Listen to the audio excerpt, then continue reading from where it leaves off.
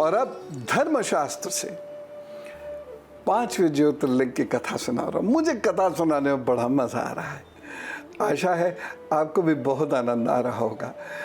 शिव जी की बात करते करते ऐसा लगने लगता है कि मानो बस शिव जी को ही बता रहे हैं कुछ चीज़।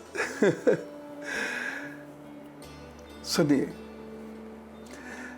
हम सब जानते हैं भगवान विष्णु जी के नर और नारायण रूप के बारे में।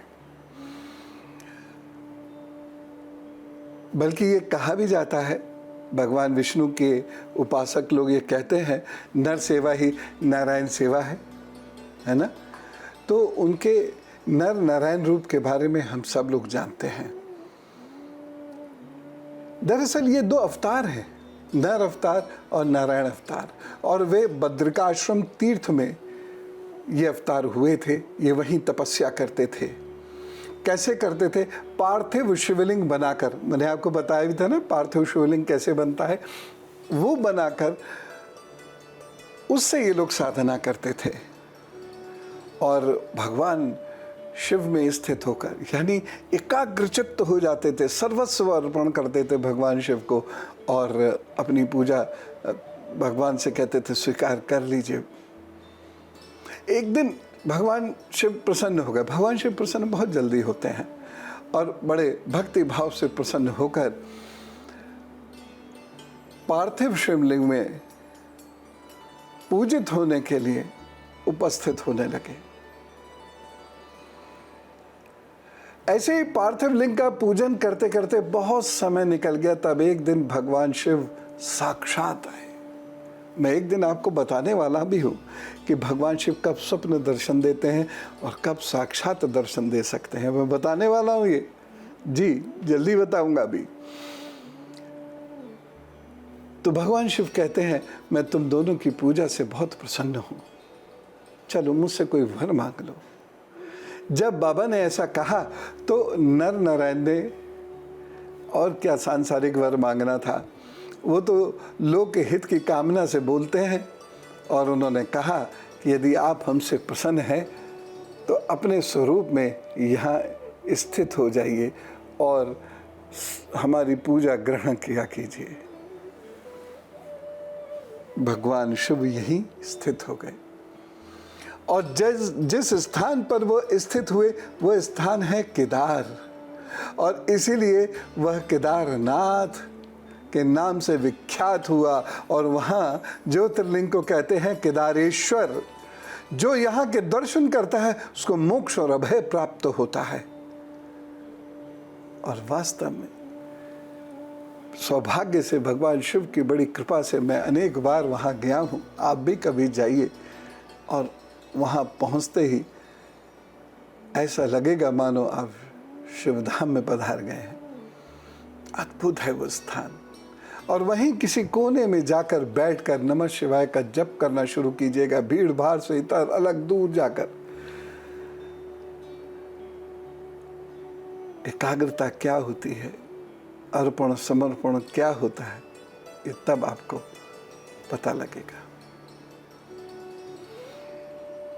तो अद्भुत है बाबा की कथा, अद्भुत है बाबा की कृपा। ये सब आपको मिले इस कामना के साथ अब मैं आपको बताता हूँ एक गुरु मंत्र जो सुनने योग्य है। आज मैं आपको डेंगू के बारे में बता रहा हूँ। देखिए, ये जो समय चल रहा है, वाटर लॉगिंग होती है और इसमें मच्छर पनप जाते हैं। डेंगू होने का ख़तरा यहीं से शुरू भी हो जाता है। कूलर में पानी का बहुत ज़्यादा उपयोग नहीं होता उमस की वजह से, और पंखे से भी अच्छी खासी ठंडक आ जाती है, इसलिए वो पानी उसमें पड़ा रह जाता है। उसमें इंडीज़ नाम के मच्छर, मादा मच्छर पनपने शुरू होते हैं, जिसके काटने की वजह से डेंगू फैल जाता है।